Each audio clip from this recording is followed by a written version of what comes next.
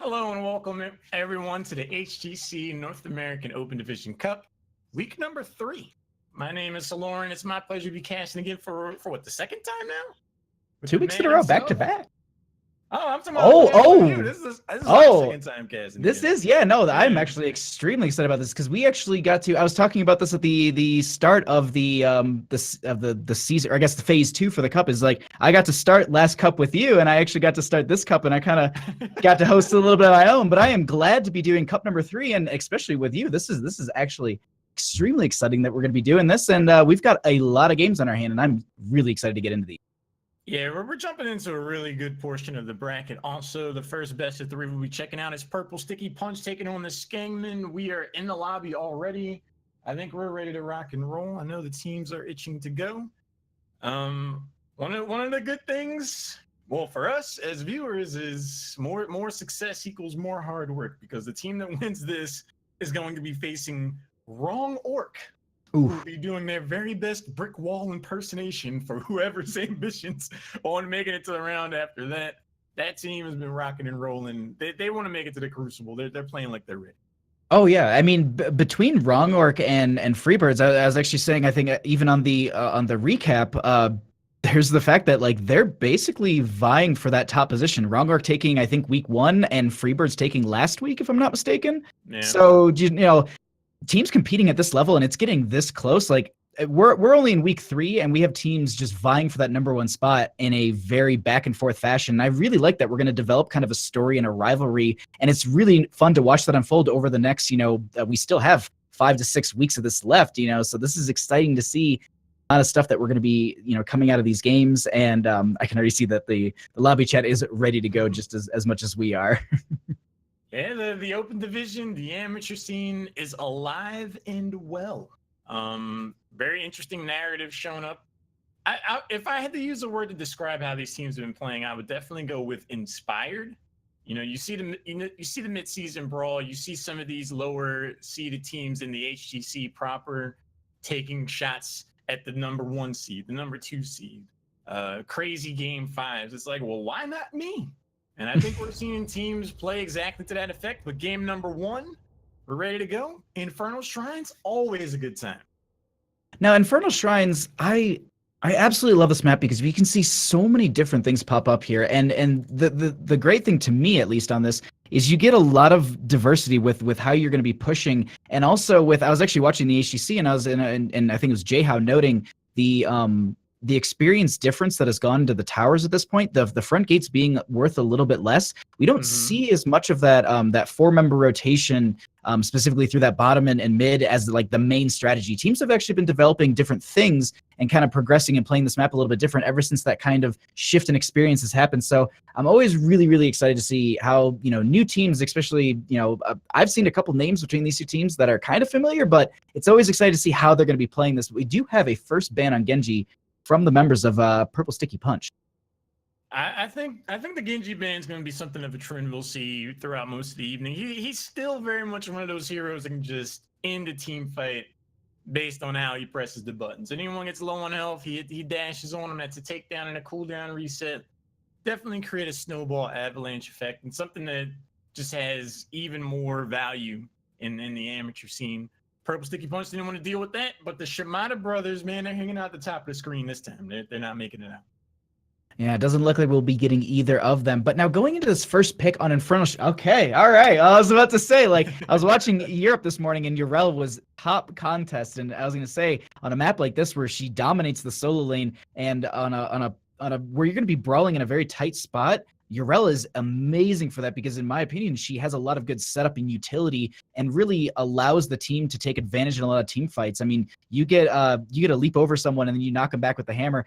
They're sitting there stunned, and your team can then pounce and dive and blow up one member. So we'll see what kind of they develop on the side of PurpleStickyPunch here. Yeah, Skengmen, I mean, that's a very calculated decision. The ban Hanzo and leave a hero that's S tier these days like Urel on the board. I guess their strategy is we'll just go for Blaze and bunker towards level 10 and beyond. We've seen Blaze kind of square off against Urel quite a bit in HGC to mixed results, I would say. Yeah, definitely. Like Mixed results. I don't even know if that's the right word. I like it almost seemed like in any solo lane situation, Urel is just dominating, and it's so hard. Even Blazes. I was watching a Blaze on a Dragonshire game, having to back and not even be able to contest over the top lane into Urel, and I'm like, that's terrifying. Like, how do you play it? Did no one figure it out yet? Is it too powerful? I don't know. I don't know what the answer is for this. I mean, I think it's going to largely depend on the rest of the composition for Skengmen, because a lot of times the answer is send a 3, sometimes even 4-person gank up to the top lane. But Phoenix can kind of enable that. I'm curious to see how much more aggressive the rest of the comp will be for the Skengmen. Jaina and Deckard. So if you get slowed, you're probably going to be eating a root. Urel's going to jump on your face. You could have a pretty rough go of it during the objective. Yeah, and looking at that, I mean, they're going to be looking for a main tank as well as some dives. So something like, I mean, I would say it's fallen off, but like Greymane is a great choice here. I do think. I do believe. Are we current? No, we're not live with the Raynor changes yet. That is eventually. But so we don't really need to consider that rework just yet, or the Asmodan. But I don't know. I'd be looking at this and I would say maybe the Greymane, it offers more into their shrine clear. It pairs well with their team, and then they could also maybe grab a Diablo, and that just fills in with the Jaina as well too. Yeah, the Greymane would definitely be a nice, solid addition. He's seen something of a resurgence in the overall meta in HGC. Sergeant Hammer, you know, a couple months ago, if we saw Sergeant Hammer banned in competitive play, we'd be like, someone sneezed, bumped their elbow on a keyboard or something. But this hero has just been terrorizing. Like, if you got a tracer on your team, they effectively can't play the game as long as siege mode is a thing. So, well, the other thing too is with Urel being able to knock back enemies, and a Hammer having the knockback and the ability to kind of get out, and then you have Jaina with potential water elemental, or even the Ring of Frost. Like, there's a lot of setup. If you try and step to a Hammer, you're walking through, Decker Kane slow, Decker Kane root, Jaina slow. Urel's just sitting there bodying you as well. So I really agree with the Hammer ban as well. And then we have a Joanna being banned out on the side of a purple stick. I'm going to say this backwards. PurpleStickyPunch.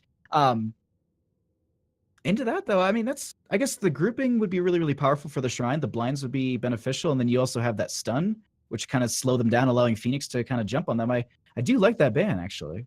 Yeah, the Johanna ban is pretty much like what we're seeing is PurpleStickyPunch is like slam their foot down on Skengmen's foot so they can't get away. Because Johanna is one of those heroes like, all right, I'll just press Iron Skin and walk away if you don't mind.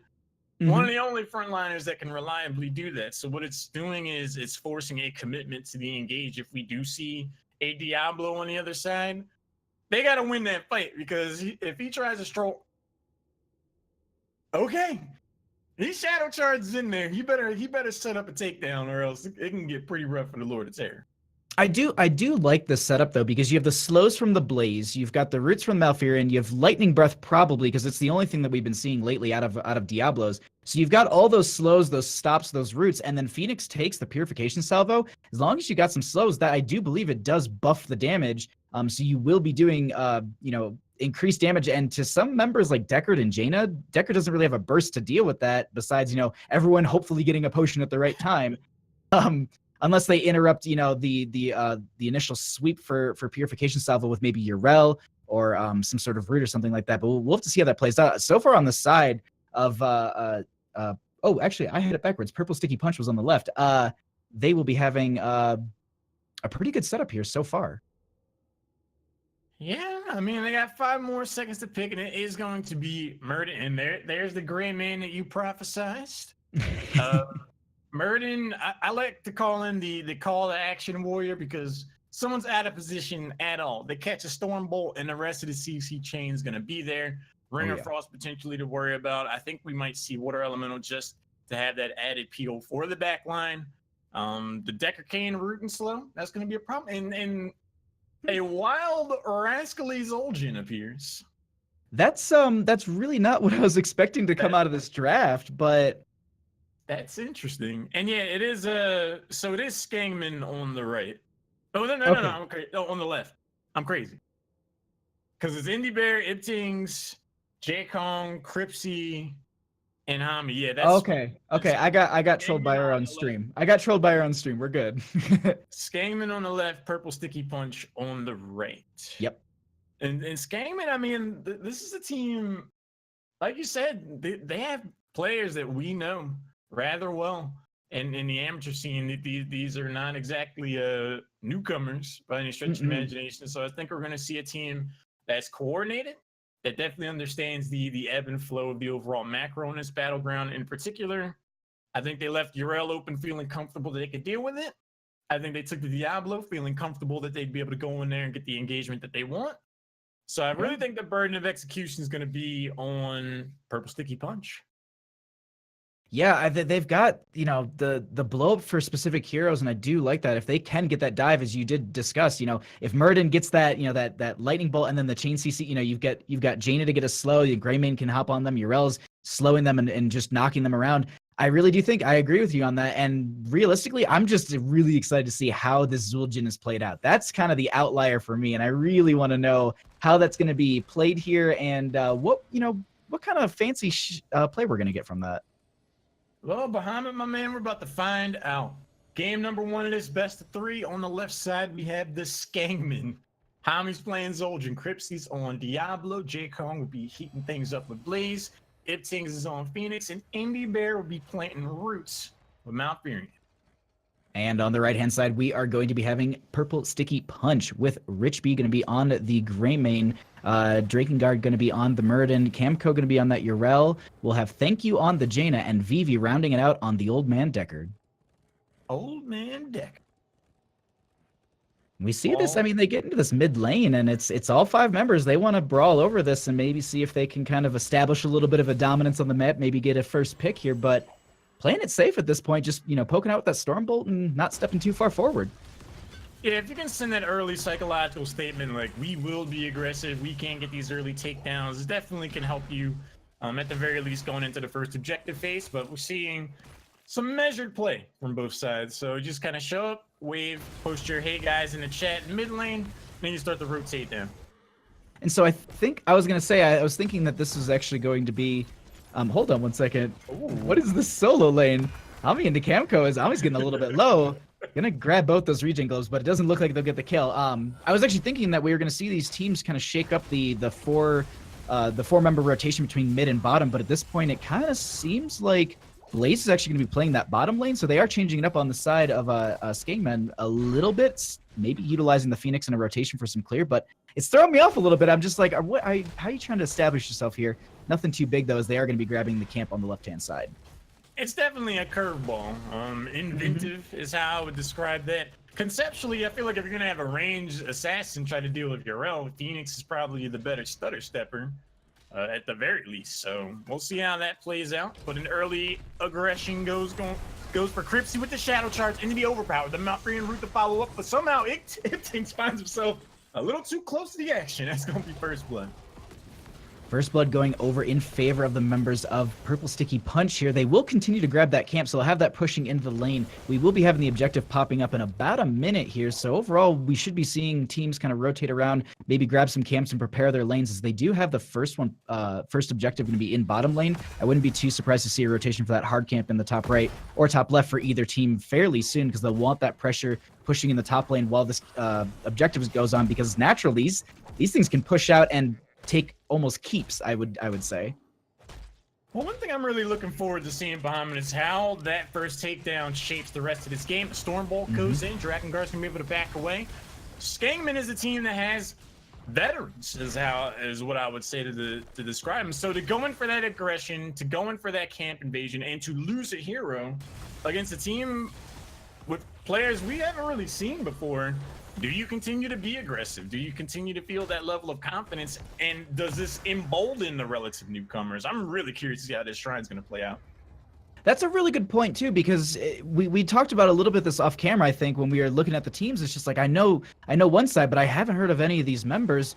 And to be honest, they're keeping pace. They're making really, really smart decisions and rotations. We've already seen them grab the Bruiser camp in lane. They're already rotating in. They're going to be here as the objective is popping. We do have Ami getting a little bit of damage onto Drakengard, but it's not going to yield them any sort of picks or get him low enough where they're going to need to back off. They will invade onto this, leaving the Blaze in top lane. They know this. They can push into this very hard. It looks like Murden's going to have to use the Dwarf Toss out. Yeah, Blaze is shown top, so this is going to be the green light of sorts. Cripsy gets knocked back by Camco. Yrel setting up the second takedown of the game. Diablo looks terrified himself. Dragon Guard's going to go over and try to get some of those defenders. 10 and beyond now getting racked up for the team in red. PurpleStickyPunch, man, they showed up ready to play. These members, they're coming out of left field, and they're making smart picks and smart plays. That's the big thing. Drakengard is actually baiting a little bit out from the members from the opposing side, just with some of his, stepping up a little bit too far than just utilizing the Dwarf Toss to get right out. And he'll just go ahead and use oh my god, his passive just to regen health there and actually bully the Blaze in mid. Interesting. We see them just kind of rotating around here and spreading themselves a bit. Yeah, something of a satellite strategy that we see sometimes is you just send 4 people to the objective, but Blaze isn't really that split laner. We'll just trade out kind of hero. Arcane Punisher is going to get picked up. Richie B and Camco applying the screws, to say the least, on the Blaze. Scoots the jet propulsion into the waiting arms of Murden, and that's going to be 3 takedowns for PurpleStickyPunch right now. These members coming out of nowhere and just absolutely doing an amazing job at the start of this game. Punisher won't get a ton of value. They'll probably get the gate here, maybe push in on the well, but they already have split off the Yrel and the Murden to go ahead and soak the lanes, push those up, and continue to grab a little bit of an experience advantage. Starting to go in favor for the members of PurpleStickyPunch here, as they will go ahead grab the bottom lane camp to have that push in, and they should split off back to their rotations until the next objective. The more I'm looking at how this early game is going, Bahamut, the more I feel like the Johanna ban was the dagger, because Diablo he shadow charges in, but they don't really have that burst damage to follow up on that, or at least just yet. If they had Johanna who can just kind of hang out in the front line and eat some more of the poke, set up more just like a war of attrition style of engagement, I think we would see the Skengmen performing better than they are right now, but they need to come up with a new strategy, because what they're doing is not working out. That's true, and like at this point they haven't really changed much up. They're still just gonna grab this camp. They're gonna just prep their waves. They still got Zul'jin in top, and that's an interesting thing to me. Is it just really quickly noting on that Zul'jin into the Yrel. That's an interesting matchup. It's holding kind of true, but at the same time not really winning over the lane or getting too much into the Yrel. Not putting her so low that she needs to back or anything. She's just consistently at a decent health pool to continue to push that wave, and it's more or less Zul'jin having to leave, or at least Camco here allowed to just leave lane and just push in on this, but there might be, nope, there's a route from Vivi to allow them to get right out of there, and no big deal, as it looks like they just make the disengage here. Yeah, we're seeing PurpleStickyPunch take the engagements that they want and then disengaging whenever they pretty much feel like. I'm looking at the builds. We're seeing a Fire Stomp build set up for Diablo. I don't normally find too much success with that. And Hami is not going to find too much success after that 3-person rotation is going to send the troll back to base. Now we're starting to see PurpleStickyPunch not just respond to engagements, but go in and be aggressive themselves. They're really feeling confident. And that confidence is only going to be, raised as they are going to be approaching 10 very quickly here. Objective should be popping quite soon. And so it looks like we do have that starting out here as the Blaze is trying to 2v1 at this point. We have Yrel trying to just body block and make sure that they can't get out. Doesn't look like Murden wants to take the engagement. They just run right out of there, and basically both of them have their own version of hop, and she also has the Divine Steed from level 7, so able just to mount instantaneously and get that rotation right back in and help the team. Level 10 is picked up for both teams. We're seeing Lightning Breath, as you foretold. Taz Dingo, Bunker, not surprised there. Purification Salvo. No Twilight Dream. Jury's still out for Murden. If we see Playmaker, I would be shocked. Curse Bullet, Ring of Frost, and Storytime. Next objective phase, now there are more facets to this composition for the Skengmen, so they could very well look to be more successful this go-around. But this is going to be a very critical point in this game. Absolutely, and I'm sitting here trying to put together in my mind how they're going to use that Playmaker, and the only thing I can think of is they just get Oh, actually, we're going to have a little bit of a brawl here as Yrel is going to be knocking a couple members away. We have the Diablo diving in. There is going to be a big root coming out as well as the Ring of Frost. Diablo going to be utilizing that Lightning Breath. The Purification Salvo will be coming out. Absorption going to be coming out from the Yrel. Everyone's staying alive. The bunker is going to be ending here. Playmaker does come out, splitting a couple members away. We have this engagement still going on as we have Yrel diving right in there, but it doesn't look like anyone's going to be dying just yet, Halorin. Drakengard's going to go ahead and prove that one wrong. Dwarf goes down first. Overpower into the root. There afterwards is going to show signs of life and a spark of aggression out of this Skengmen. With that takedown, they rotate down to pick up this shrine. That's going to get activated. This will be a mortar punisher if it goes their way. This could be the first time we see them seriously make inroads to the other side of the map. That's the big thing. Like, grabbing the Mortar Punisher, I think, is a huge advantage on the side of Skengmen here, because they do need to siege into the members of PurpleStickyPunch. And so having this Mortar Punisher, it does siege very, very well, and being very, auto attack based with the way that it kind of moves in, I really think that'll play into their style here with their composition. But overall, they're going to get pushed out. They only need 5 more, so they can kind of just poke at this with Blaze. They don't need to take any sort of huge fight, but we have oh my god, just a huge brawl breaking out at this point. The bunker going to be coming down. We have the Playmaker coming out onto the Diablo to separate them. Blaze so low here, going to be the first one to fall in this situation. The Punisher will actually go over in favor for the members of PurpleStickyPunch here, but it looks, excuse me, for Skengmen here, and they will almost get full team wipe. We're going to see Diablo saute and season 4 members of PurpleStickyPunch. I was a little worried for Skengmen. I was like, they might have overcommitted here, because once Blaze hit that jet propulsion and ended up just kind of staying there, he made himself a target. That's why he's respawning right now. But the follow-up engagement, it's hard to argue with the results. That's going to be the first sport of the game. And if we see some fancy footwork on the macro rotation, we could start to see Skengmen pull ahead on different portions of this battleground.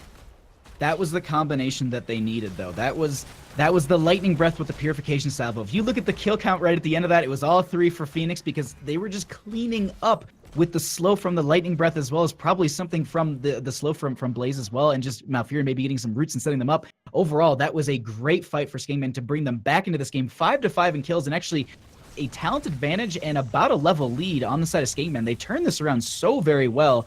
And it looks like at this point they'll be able to kind of maneuver around the map and do whatever they want.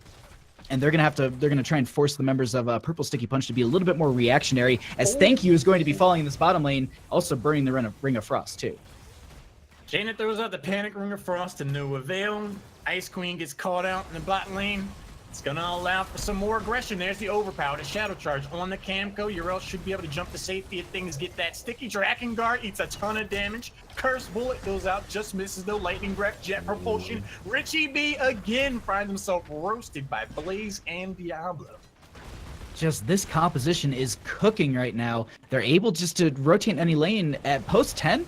This is their game, it seems like. They're able just to maneuver however they want. You can see they're aggressively pushing in, and there's nothing they can do on the side of Skengmen. They're just trying to at least get some sort of control of their lanes and get closer to that difference in experience. And it's the same talent here, and this is the time when they got to take a fight once that Great Man gets up. Otherwise, they're going to be looking to gain 3 levels before the next objective.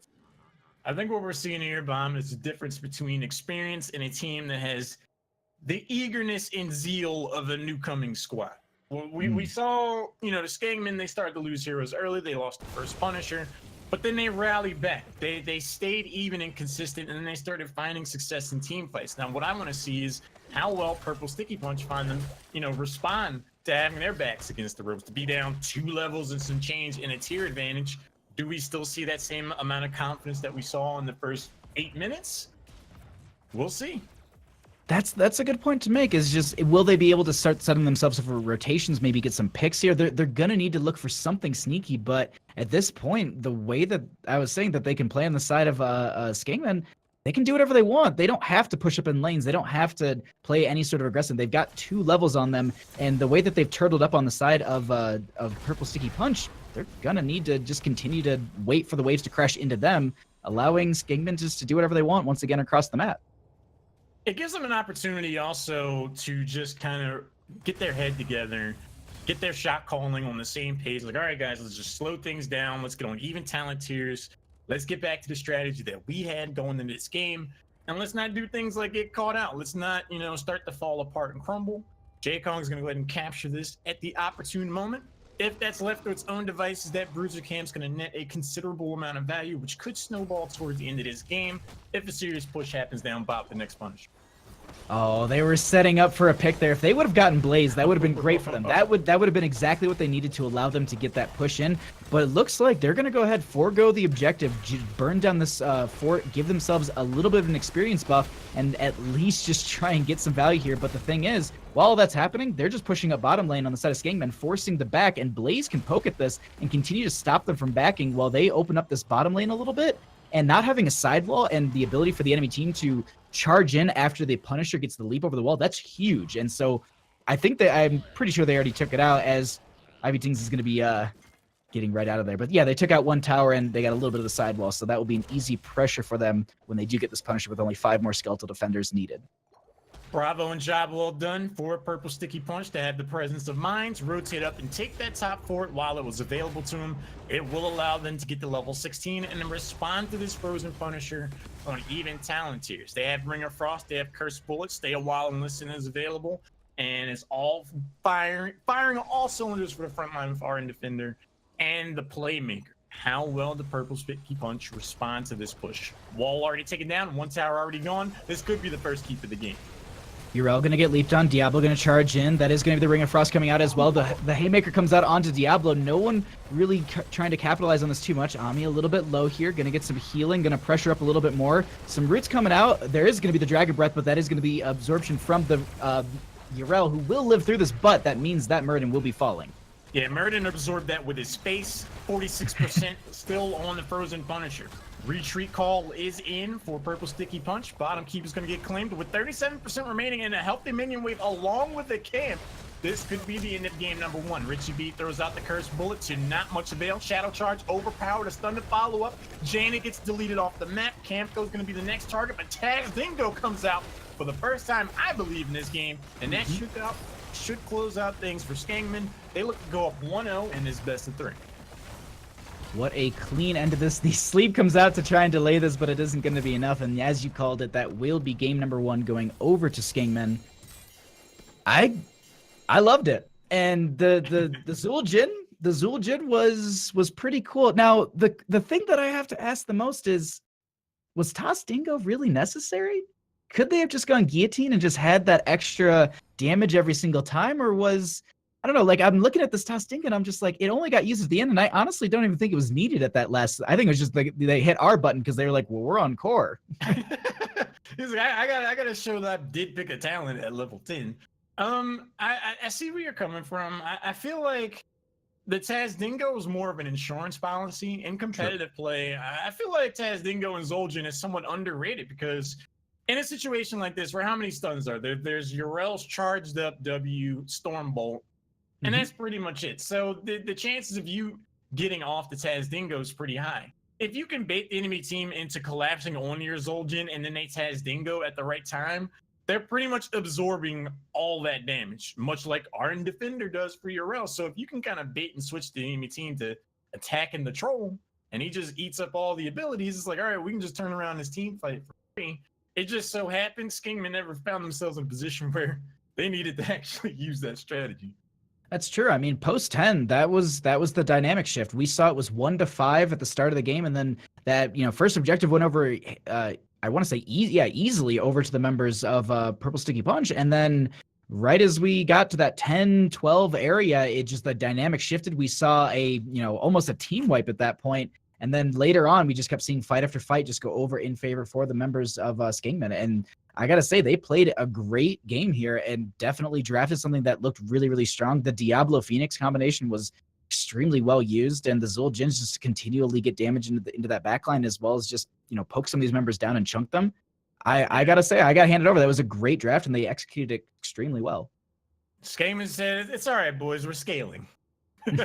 We're scaling, because anytime they lost here early on, it didn't really seem to phase them that much. They just kind of, stayed with the strategy that they had, and it ultimately ended up paying off for them. Looking on the other side for PurpleStickyPunch, to definitely show that they are a very solid coordinated team in the early game, at least.